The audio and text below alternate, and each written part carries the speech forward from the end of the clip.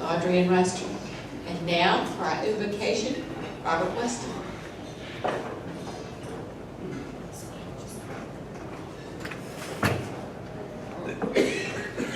Thank you. Please bow your heads and pray with me. Lord, we're thankful for this day, for its blessings, its opportunities, and pray that you will provide us with the tools to tackle the many challenges that we face every day. In a world where conflict often appears as a way of life, we lift up our voices in prayer and give thanks to you for the resources that you've given us so that we may provide comfort, counsel, and service to those in need. Lord, guide us to act justly in all of our dealings, and Lord, we thank you for providing your guiding hand in all the things that we do. As we gather today, we ask that you give your blessings to our speaker and to all of our community and world leaders, and grant them the opportunity for success in making this world a better place. As Rotarians, we thank you for providing us the opportunity to instill hope in others through our service. And as football fans, we thank you for shining a favorable light on the Gamecocks this weekend. Bless this food to our nourishment, bless the hands that prepared it, and bless each of us to your service. Amen.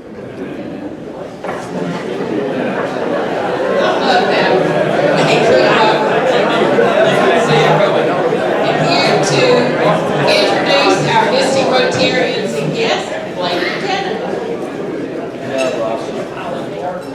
Thanks, President. Welcome to our meeting today on Fair Monday, I guess. I'm glad we all made it on time. I did not have any visiting Rotarians unless someone came in late.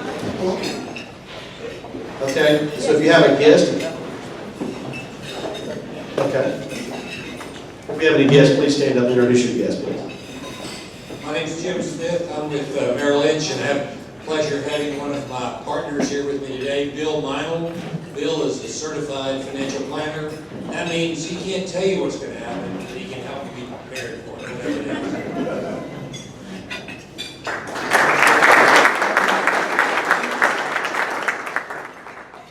I'm Glenn Matthews, and my guest with me today is Walter James. He's with the Air Force Air National Guard, and he's a certified John Maxwell coach. Please welcome Walter James.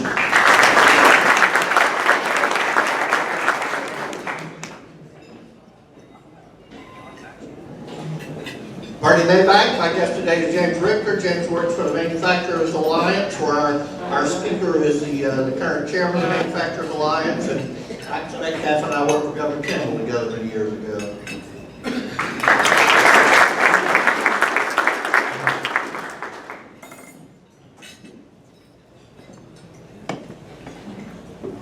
I'm Robert Weston, and I have as my guest the father of 3 of my grandchildren. This is my son-in-law, Rick Robbins. He is from Atlanta, and he works with Alliance Bernstein as a financial analyst.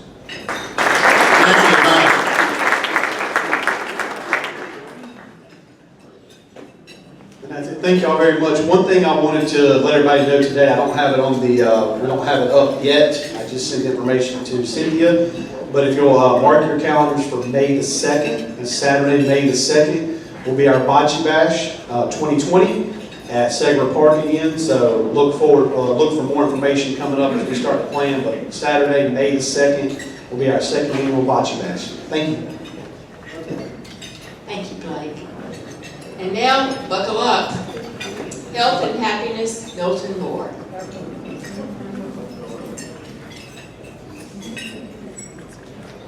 Folks, we start Health and Happiness, unfortunately, today with a sad note.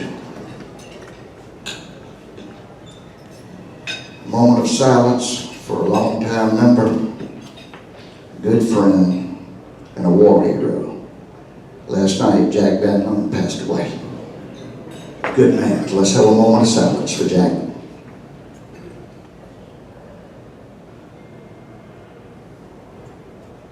Thank you. Speaking of war heroes, we needed this morning to see Fox News. The youngest Medal of Honor winner was on Fox News this morning, and he represented South Carolina and Lexington County well. Lance Carpenter, 24 years old, Medal of Honor winner. Fantastic. God bless America. a bit of health and happiness today. We're mighty happy to have Max with us. We go back 25 years when we worked in the Campbell, Gene Moore, Milton Moore, and you and Campbell regime. Audrey Brown. Audrey, make your announcement, please, ma'am, an arts announcement. So in case you're not going to the fair this week and you want a different type of cultural experience, I would just let you know the Sandlapper Singers have 2 concerts this week, Friday night at St. Michael's and All Angels at 7:30 and Sunday afternoon at Ebenezer Lutheran Church at 4. The program is Music of the Movies. So you're going to hear a lot of familiar stuff and you're going to want to sing along. The cost for those concerts is $10 a ticket. She Sings, which is an all-female new choral group, has a free concert next Tuesday, October 22nd at Washington Street United Methodist Church. The concert is free, but a love offering will be taken up. Proceeds go to Sister Care. And if you're not a choral music person, then Dracula, our fabulous ballet choreographed by our own William Starr, is next weekend as well on the 25th and 26th. William, are there still tickets available? Yes, lots of good tickets, and we get our membership and save a lot of money. Okay, did y'all hear that? Good tickets available. Get membership, save even more money on your ticket. That is our arts moment. Thank you, Aubrey. Couple of announcements, folks. We'd like to say that, number one, speaking of the Gamecocks a few minutes ago, I guess we need to remind Georgia of the 80-20 rule. Y'all familiar with the old proverbial 80-20 rule? In this case, don't let 80 young men, 80 20-year-olds ruin your weekend. So that's what happened in Georgia. Gamecocks did good. Carolyn Matthews was telling me soccer has come to America and is so big now that her granddaughter, 9 years old, with a team out of Charleston, goes to Florida for a tournament. And they won the tournament this weekend, 9-year-olds out of Charleston. So congratulations to Carolyn Matthews' granddaughter. Soccer is big time. Big time also, folks, in our society is Alzheimer's. 1 out of 10 people will develop Alzheimer's. We must help defeat it. On your table, the blue bucket, the cart bucket, please. It started out with change years ago. Now we don't want to hear change. We want to hear folded money hit the bottom. Please, the cart buckets. Let's see what else we have here. Folks, this is a time called health and happiness. And we all generically hear the words health and happiness, but what is health and what is happiness? There are definitions in the medical world today of health and happiness. And just for our reference, health refers to physical, mental, and social well-being, all needed for a full life. Good health is not just the absence of disease and illness and distress. Good health is your physical and emotional well-being, and we all strive for it. Health. But more abstract, what is happiness? Health and happiness. What is happiness? Quite abstract. Happiness, according to psychologists, the experience of joy, contentment, satisfaction with relationships. It's our feelings of positive well-being, feeling that life is meaningful and worthwhile for us. We all aspire to it. What we need to understand is happiness is not a destination. You don't get to a plateau, sit there and be happy the rest of your days. It doesn't work that way. Happiness is part of your journey toward that goal. Keep a positive attitude, and hopefully you'll have good health with it. That's health and happiness. Now, men, I need to tell you a little something about happiness in your marriage. You must carefully listen to your wife. It reminds me of the wife who was having her 50th birthday coming up, and she wanted one of those new BMW sports cars on her 50th birthday. But she only hinted to her husband that she wanted more excitement in her life, and said she wanted something that would really excite her, something that would go from 0 to 200 in quickly, no time. She was not happy when he brought her a new bathroom scales. I think he's out of the hospital now, I'm not sure. Men, you need to understand, talking about the medical world, science has discovered that women who have a little extra weight live longer than men, especially those who point it out. Health and happiness. I couldn't decide what in the world to talk about today, so I asked my wife, what do I say at Health and Happiness today? They've heard everything. Well, in our marriage, she gives pretty good advice usually. After all, we've been married 25 years. 25 years of happy marriage. Not too bad out of 50. Better drop the mic. Considering you sleep a third of the time anyway. We are honest with each other. You know, like she'll come to me, try to be honest with you. She comes to me and she said, does this dress make me look fat? We've all heard that. Dear, that's not a fair question. You're asking the wrong person. I saw you before you put it on. Her answer about health and happiness today. Don't try to be overly humorous or too cute or real charming, and don't try to be intellectual. Just be yourself.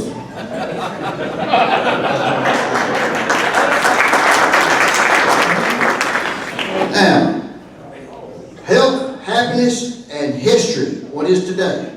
Don't say Monday. What is today in history? Columbus Day. What do you know really about Columbus?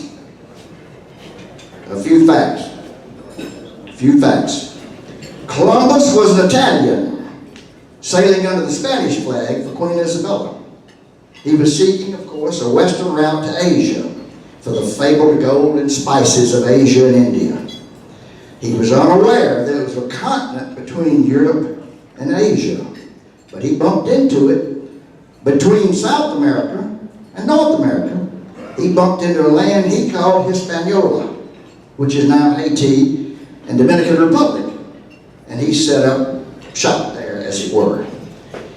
He renamed the people down there Indians. That name sticks today because he thought he was in India. Now, that was 1492. In 1497, we're coming to a point about why they chose Columbus. Another Italian named John Cabot was was sailing under the English flag. He landed on this continent. Instead of taking the south route, South America area, he went up the north route, and he landed in Nova Scotia and possibly in Maine. So that was two Italian explorers under different flags. And then there was another Italian, Americus Vespucci. You've heard of him. He came from Portugal with the Spanish and Portugal flag. And he landed in Brazil, and he knew in 1497 that there was a continent now between Europe and Asia. Italian, America Vespucci, and we named in 1500 America after him. Before all of those, 1,000 years, in the year 1,000, 500 years earlier, a Nordic guy had already discovered America. I'm going to say, why did we choose Columbus after all these discoveries hit America? Eric Leifson set up camp in Newfoundland and possibly in Maine 500 years earlier. Columbus got the credit. He did some bad things, some good things. Bad things. He began the slave trade. He introduced diseases to America. We'd never had influenza, smallpox, such as that. He brought guns, had a genocide for many of the indigenous people. And he claimed all the land for Spain. But he did some good things. He began good as a perspective for us. He began the colonies in South America and North America. He established trade routes to Europe. He opened access to Florida to the Spanish colonization. He led the way for 1607 in Jamestown and 1620 Plymouth Rock later. Why then, after all of these explorers discovered the same land, why did we choose Columbus? Politics again, boys and girls, politics again. In the late 1700s and early 1800s, we didn't want the English to have any credit for anything. So the Americans chose Columbus as the discoverer to keep the English from having any credit toward this land. It was all politics. So, thought you'd find that interesting. Now folks, that's a pretty serious thing. Unfortunately today we're still having the same fights over land, religion, greed, money. There's still even slavery in some parts of the world. Man has not learned what they did years ago was wrong. It's serious, but let's take it from a serious level to a local level to give you a little, this is health and happiness. What I'm about to say won't make you happy for the rest of your life.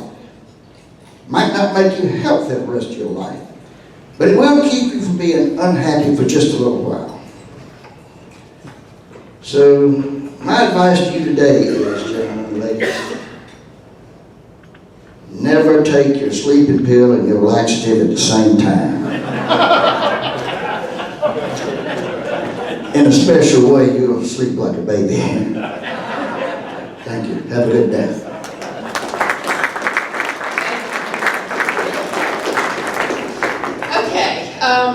Several quick announcements. I will refer you to the screen. Cynthia's got everything in the newsletter and up on the screen, but we've got numerous opportunities for service coming up. One is October 24th, World Polio Day. I hope you'll sign up to help out. I'll be there. And several of us are coming, but we'd love to have a big crowd. A clothing drive for Cooperative Ministries. We're going to do that on November 4th. But look in the newsletter and you'll find more details. December 7th, here at Sewell's, our food packing day to benefit families in Richland School District 1. There's sign-up sheets outside on the table. We're hoping to have enough volunteers to man 2 stations, one for breakfast food and one for dinner food. So I hope you'll all support that. We had a great time last year. And last but not least, there's a club social on December 16th at the Governor's Mansion Complex. But now, before we get there, we have our big Salvation Army bell ringing that starts in November, and Chase is up here to tell us more.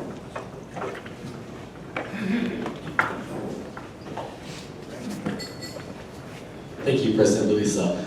Just good afternoon, everyone. Hope everyone's had a good Monday so far. I had the honor this year of co-chairing our Salvation Army bell ringing campaign. Andy, Shane, and I are co-chairing that. We've taken the torch from Doug Cochran, who's just been a huge help to us as we kind of learned the ropes. So just a very quick announcement. We are ramping up our efforts for the Salvation Army bell ringing campaign. To start off, like we did last year, we're going to ask for day captains. Basically, very simply, what that means is you will take a day, a location, and you would take the lead on finding volunteers for each hour or shift or 2-hour shift to man that station for that day. We have 20 slots at 3 different locations: Greens, Piggly Wiggly, and of course Walmart Forest Drive. There's a sign-up sheet that looks just like this out at the Health and Happiness table. So I encourage you to stop by there and sign up to be a day captain. We have 20 slots, so we need a total of 20 day captains. We already have 4, so we just need 16 moving forward. So we'll sign up day captains today, next week, and then we'll move forward with signing up volunteers for each shift and location. Questions? Yes. Used to have Greens both schools, Interstate 26 in downtown. Most of us went to Greens for obvious reasons. Why did y'all not have it on 26 last year? That is a great question. If Doug is, I think Doug's in the room. If Doug would want me to take that. Why do we no longer do greens on 26 and we just do greens at assembly? Evidently, Greens and the Salvation Army were having a dialogue last year. I'm not sure where we stand this year on that. We have our dates, and greens on assembly is included. See, the greens on assembly, I think we have 7 dates. Piggly Wiggly, I believe we have 10, and then 3 on our Forest Drive. Okay? We'd love to have you day captain. Again, the sign-up sheets and health and happiness table, please stop by and sign up for a date, and Andy and I will be in touch. Thank you. Thank you, Trace. And now for our happy time, Michael Kahn will do us the honor of introducing our new members and doing the induction. Thank you. I'd like to invite to the dais 2 special guests of Rotary today, along with their sponsors, and ask them if they would to turn and face the club. That would be John Stringfellow, sponsored by Rusty DePass, and Megan O'Connell, sponsored by Dot Ryle. Rusty wins the Rotary Toaster Oven Prize this month for sponsoring the most members, although one of his came down with flu today and must wait till next time, so no prize yet, Rusty. Okay. Just kidding, but sharing Rotary by inviting others is really so healthy for all involved, and I want to acknowledge the way both Dot and Rusty have put both themselves and the club out there in inviting these 2 new stellar members to our club. As I call each candidate's name, I would ask you each to take a step forward so that the club can begin to recognize you. Most of you know, most of you Rotarians in the audience here, live in Columbia by chance when you think about it. Either you were born here, your parents brought you here, perhaps you married a spouse and came here, maybe a job brought you here, but basically by chance. Our next inductee chose Columbia. She did the research, and Megan O'Connell, who stepped forward, proposed by Dot Ryle, reasoned that while Charleston and Charleston and Savannah were great cities to visit, sensible avoidance of hurricanes suggested the more inland location of Columbia. This is the Allstate insurance girl in her talking. Megan is indeed the agency owner of the Allstate office at 2321 Main, which is a long-time dream of hers, actually. And she dreams big. She was on track as a youth from Peoria for Olympic gymnastics till an injury permanently altered her dream at a Texas Elite Gymnastics Olympic training camp. On the interest boxes of Megan's Rotary proposal form, she checked every single area of interest and skills that she had some interest in, everything from community service to public relations. And this sort of broad range of interests and skills seems to have served her well as she channeled her Olympic ambitions into the University of Iowa graduation in economics and entrepreneurship, and now into a fast-blossoming career with Allstate. When I called Megan to provide background for this induction, she without hesitation said she is the most boring inductee. These were her words. In the history of Rotary. And I noticed that she lists her home and business as the same address, which may reflect on the extensive amount of time she must be putting in at the office. Does all the work and nosebleed make Megan boring? I don't think so. Spouse-free and kid-free, Megan is indeed focused on career, and she's doing very well there. When she can find spare time, she likes growing vegetables, going out for good food, and traveling, most recently to Barcelona, Belgium, and Hawaii. Megan, we love your Allstate "don't mess with my discount" commercials, but I have to tell you that I'm in trouble now with another one. My wife had never heard of a she shed till she saw your commercial, but now she got to have one like Cheryl. Please show Megan O'Connell that she's in good hands with Rotary.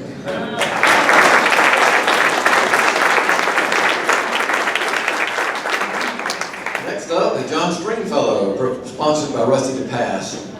John has the interesting distinction of being in a business that is thriving off of others' demise. No, he's not an attorney.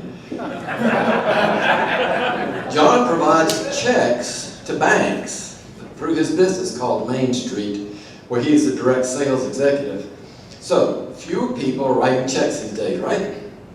But his company is actually growing nicely, despite the trend, because of the kind of service which we aspire to in Rotary.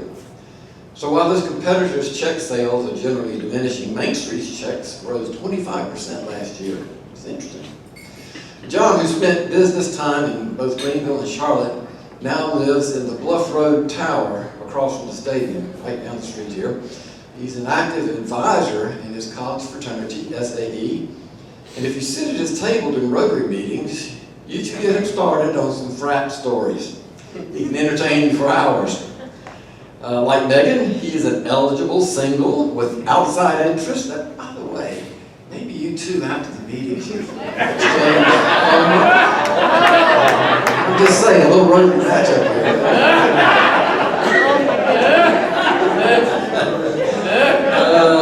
Okay, so eligible singles. He has interests outside of the fraternity at First Presbyterian, and he also enjoys hosting and volunteering for foreign exchange programs, having hosted, what, 2 Germans and a Norwegian? Yeah, 3 students. This is another Rotary passion, of course. Henry Clay, I don't see Henry today, but I hope Henry, great. You need to get to know this guy, because, and other cyclists perhaps in this club, to compare notes with John as he enjoys his biking and other fitness activity when he's not working. Please welcome also John Stringfellow.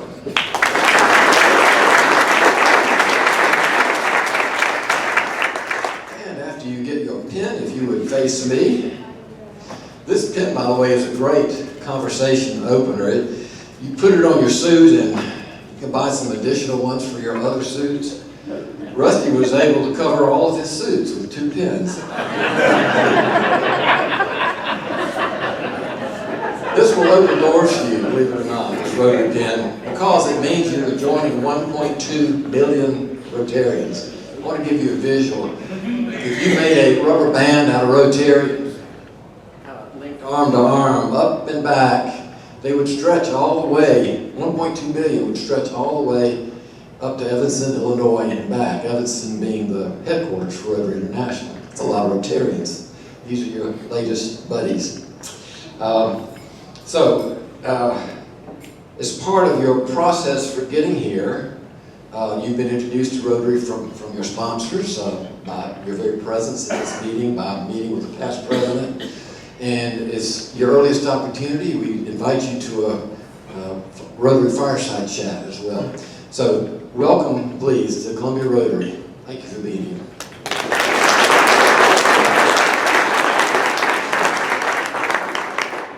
I'd like to add something that she would not tell you.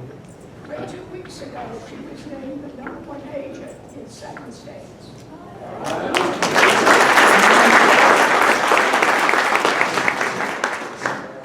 It's mighty good to have new Rotarians, and we look for the more young people. Please help bring new members in. That's our lifeblood, as it were.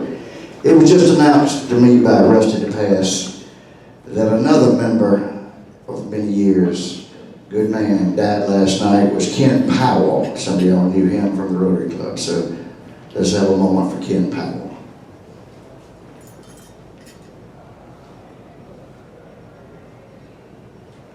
Thank you. Thank you. And now to bring us some good news, our speaker, and here to introduce our speaker is Hal Stevenson. We're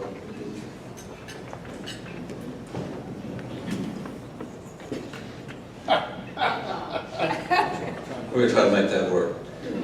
For you younger members, Lester Bates used to be in this club and do the introductions to new members, and I think Michael's trying his hardest to, be like Lester. But Michael, you've got to mispronounce more names than you've been doing. You got to work on that. It's my pleasure to introduce Max Metcalf.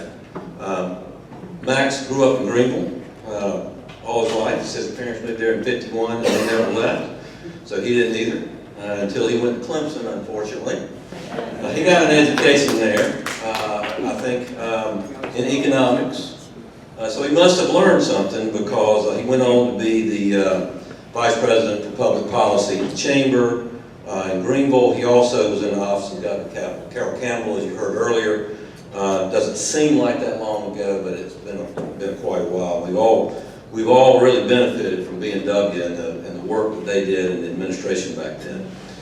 He is also a recipient of the Order of the Palmetto back in 1993. I imagine that had something to do with working in the administration and helping to bring BMW.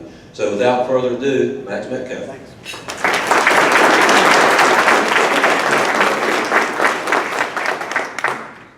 All right, I realize that I'm the only thing standing between y'all and the fair and the great parking you have, that you did not have to pay $5 for. It is great to be with y'all. It's been some years. Can you hear me okay? I always worry about this falling. I know how Rotary works very well. You're leaving at 1:30 whether I'm still talking or not. So I'm going to try to rush through a few things, but it's been a number of years since I was last with you, and we have a video that we just put together on our 25th anniversary, which we celebrated 2 weeks ago at BMW. It's the 25th anniversary of producing cars in South Carolina for the world. We've now produced over 4.7 million vehicles out of your automotive plant that's located in the upstate. So I'm going to ask, oh my gosh, what would y'all do without Cynthia? What would I do without Cynthia? Because I found out I don't know how to load videos on a USB stick, so she saved me. But I want to play this video if y'all can see it, and then after that, let me get into some other comments.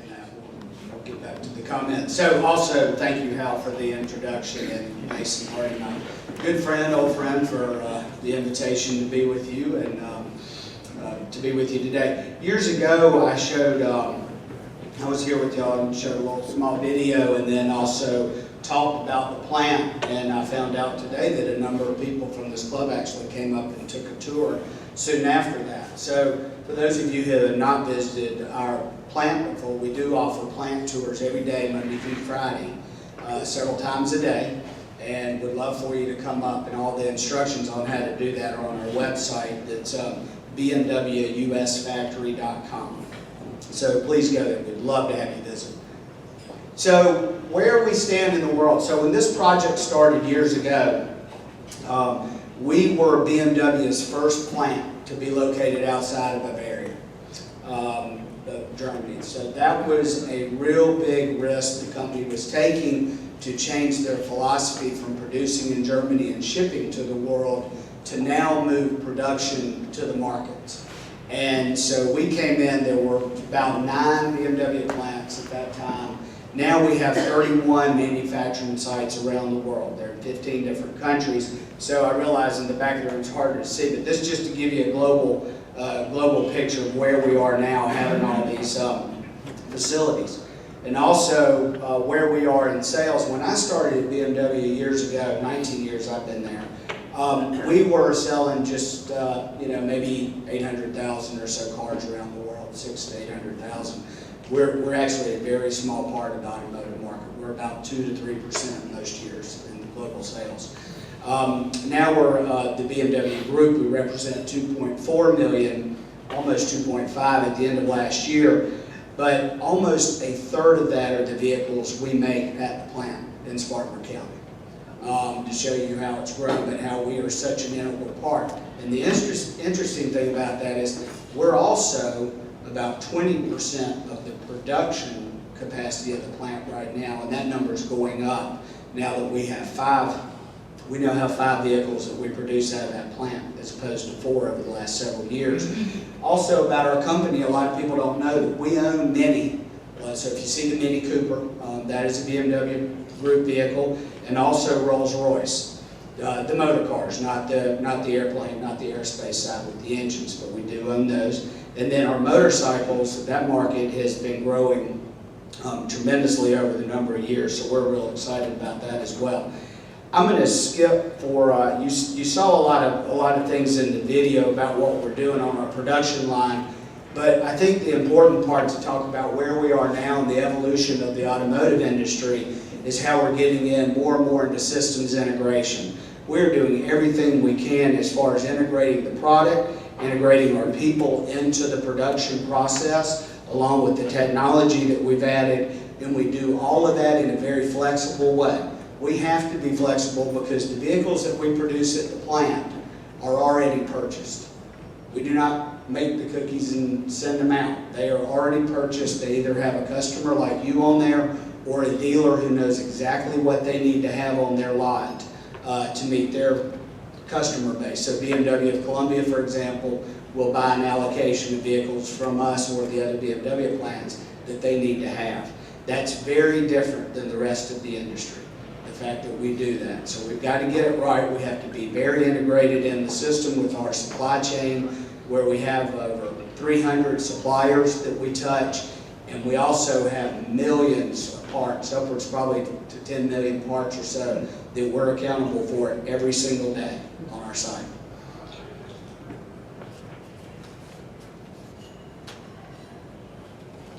Hard one to see here, but we are also extremely involved in the Internet of Things.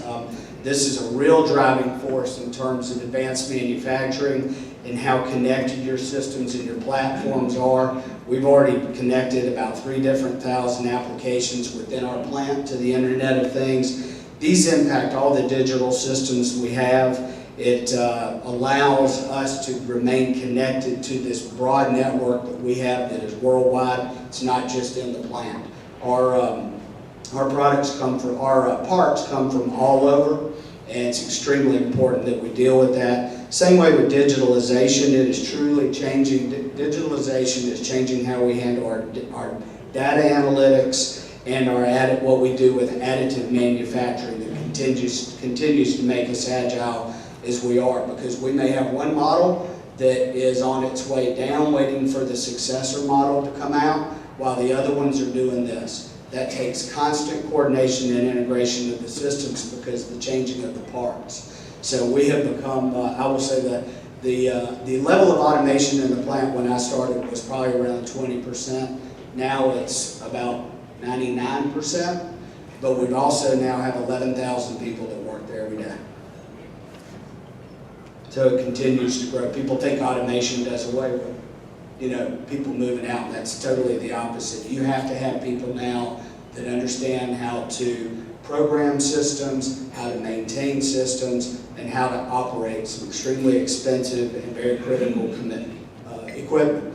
The other thing we have going on worldwide is e-mobility, and we are consistently trying to get to a certain level of production worldwide where people are buying electric and hybrid electric vehicles. Our goal is that by the end of this year, BMW will have 500,000 electrified type vehicles on the road.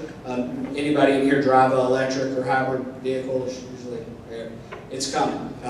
It's coming in waves from all the different companies. So be ready for it.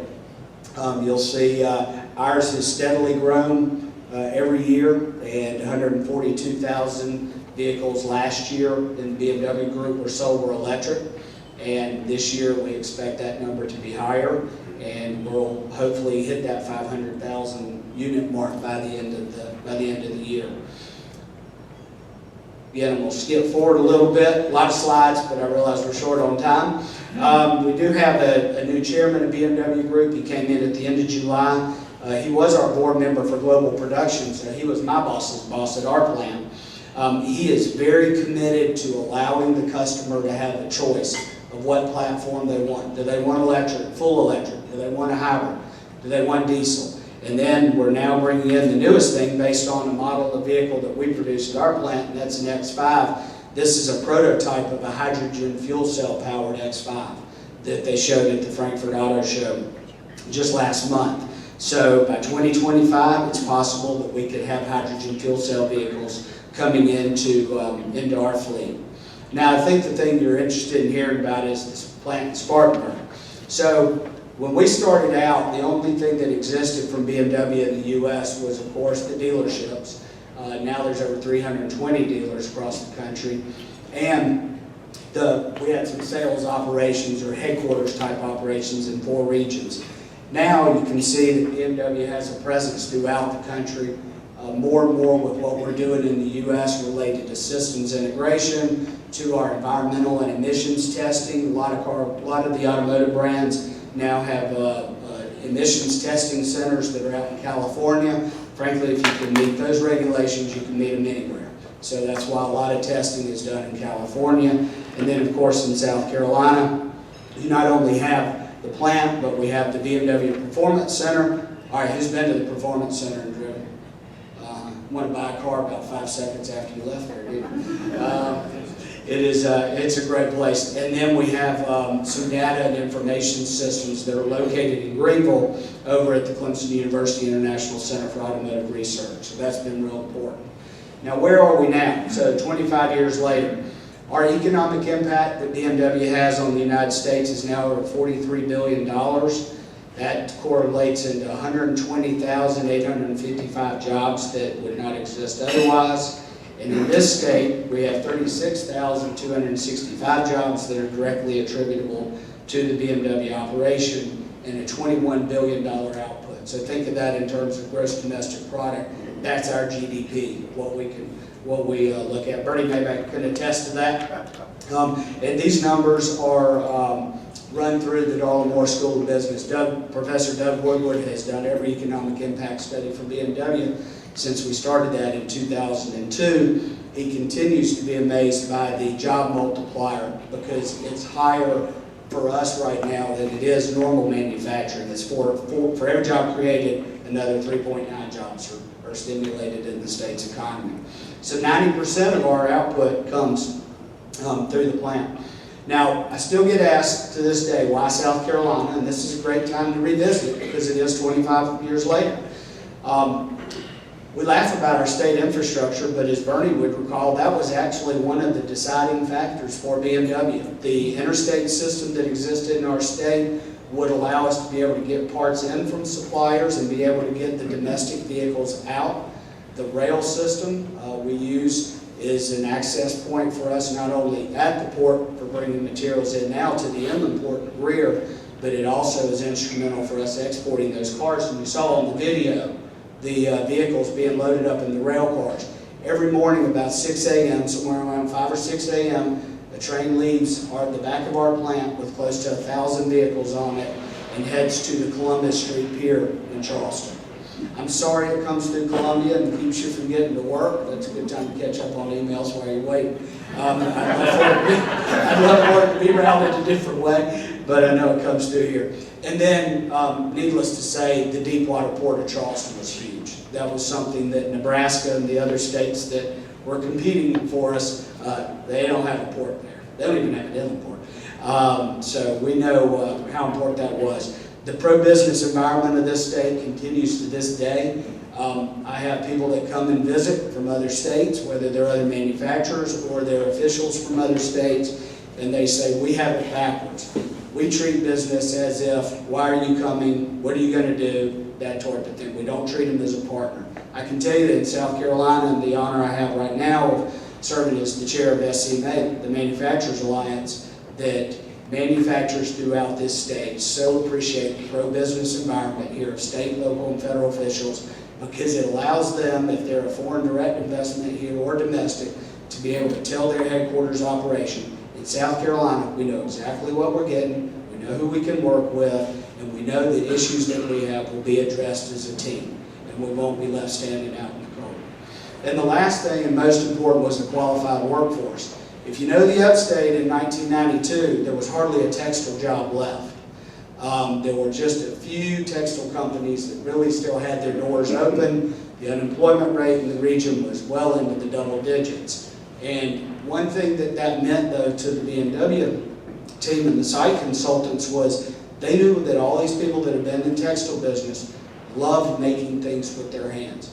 They greatly appreciated the day's work and the compensation for that and the pride they had in making things. And that was even brought up at our celebration we had a couple weeks ago. The colleagues in Germany still remember members of the selection team coming back and saying, we found something we're not sure we found everywhere else. And that was in the people, and that continues to this day. And then our site. It is hard to believe that it's been that long. We started out with a 1 million square foot site and 600 jobs. By the way, for those of you not from South Carolina, you might want to know we had 60,000 people apply for the first 6,000 jobs. We had, back then you didn't have the effective internet and all these other job tools. It was a phone line, and the state technical college system had to shut it down on the first 2 days because of the flood of phone calls entering their information for applications. And the first car we made was a 318. A lot of people think it was the Z4, but we actually made about 12,000 3 Series sedans. Now, if you look at the other photo, the blue roof represents the original plant. That was the original plant. You can see that we're now over 7 million square feet, 11,000 jobs, and we produce 1,500 vehicles a day. Over 2 shifts, we do complete 1,500 vehicles a day. We have invested in South Carolina over this time $10.6 billion.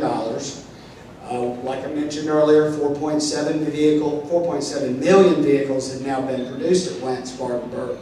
We will likely hit the 5 million mark somewhere around the end of the first quarter, we think. So keep putting your orders in, and that'll help us get there quickly. We have 40 Tier 1 direct suppliers that are located in our state, which means we use not only a just-in-time process, we also use a just-in-sequence, because those 40 suppliers then have Tier 2 and Tier 3. So we have parts that will go from a Tier 2 or Tier 3 to that Tier 1 supplier, turn into components, and then they are brought over to the plant. And they're brought over where we rarely have more than about 2 to 3 hours of parts sitting line side on the plant site. We use the inland port as a way to stage parts, and then we use what we call warehouse on wheels. We have 1,800 trucks going in and out of the plant a day that are bringing suppliers over and back out from those Tier 1 suppliers that are near our front door. So if you get on Highway 101, just pay attention to the trucks. I see a lot of nodding heads, been there. And also, we're proud South Carolina is the largest U.S. exporter of vehicles to the world, a title that the state has held for a number of years, and BMW is actually the largest by value, largest vehicle exporter out of the U.S. to the world. Over 120 markets we've exported to. And it's, that's 70% or so a year. That's held true for about the last 12 years of our operations. We've exported that much of what we think about. That's where I thought you were going, Milton, and talking about trade with Columbus, but I didn't want to get involved in trade and tariffs. We do have a lot of milestones. Oh, I forgot, I added this. So this is an image from the South Carolina Department of Commerce, just to show you too the foreign direct investment in South Carolina. There is hardly a region of the state or a county that does not have a flag of some capital investment by a foreign investor of a manufacturing plant or company distribution in the state. So you can get that image. And we celebrate a lot of milestones. I mentioned that one already. The 25 years, we have had 5 major expansions. We have one underway right now that has gotten us to where we are. That was another $600 million investment and 900 jobs that we have underway right now. And then I skipped the last one. This is our family photo. So we now produce the X3, X4, X5, X6, and X7. And then some of those we produce variants of either a plug-in hybrid version or the M version, which is the motorsports version. If you really want to drive fast on the interstate, that's the one to get. Very high performing, about 400 to 500 horsepower SUVs. Not bad. And then we will end up having the X3 hybrid is coming out in the near future, but I can't say when, but it is coming, produced in our plant. So we're very much into our quality culture. We're talking about that up here. Vehicles go through a number of quality checks as they go through the plant. So that's been very important to us. And also the innovations we're making in terms of technology on the plant side. See this glove in the upper, I guess that's what, your upper left-hand corner? That gentleman is wearing a glove that actually has a scanner for barcodes. So instead of having to carry the gun around and scan all the parts, these associates in the supply chain just have this glove on their hand. So as they're working, it's scanning the part as it goes through. Saves an incredible amount of time, and I sort of had the same look on my face you did when I went out and saw you. It is pretty amazing to watch because it moves so much faster this way to do that. Again, millions of parts, logistics centers on site and at our suppliers makes it very easy. The new Titan robots, those were the ones in the video that you probably saw. They're huge. They hold 2,200 pounds each on those, and we have about 2,000 robots now in the plant.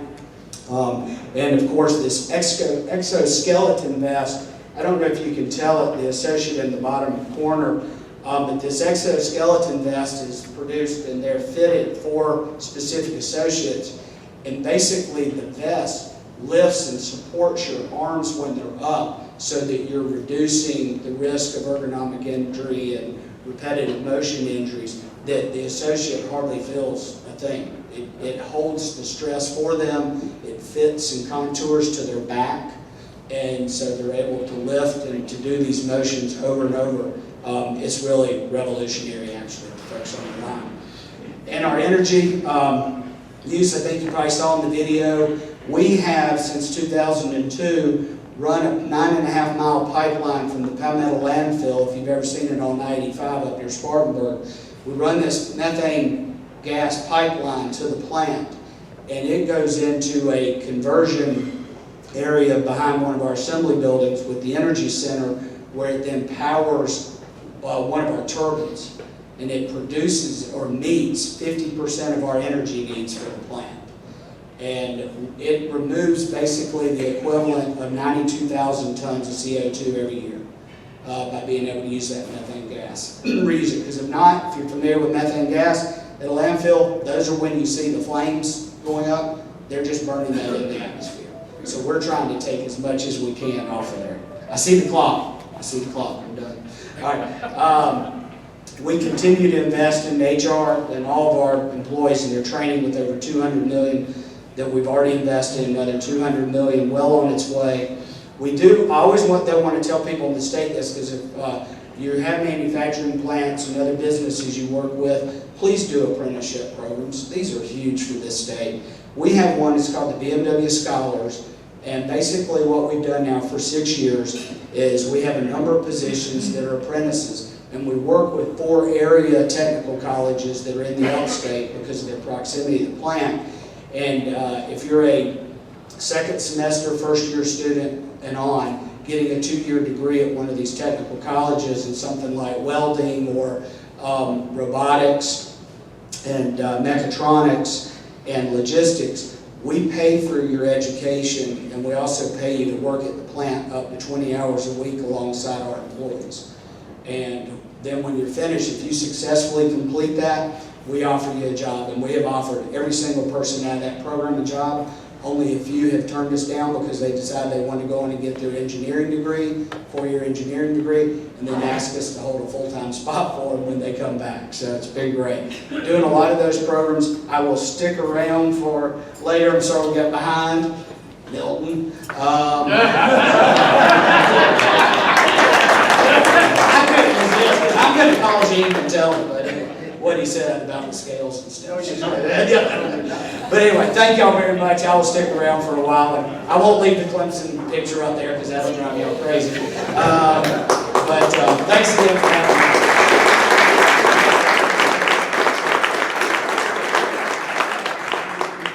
Thank you, Max. I keep waiting, but we'll have to get you back.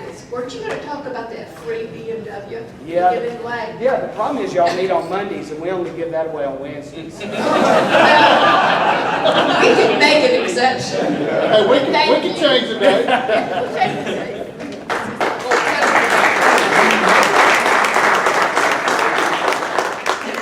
Mason, real quickly, can you tell us things? Next week, we have the Salvation Army coming to talk about Project Fight, one of their initiatives.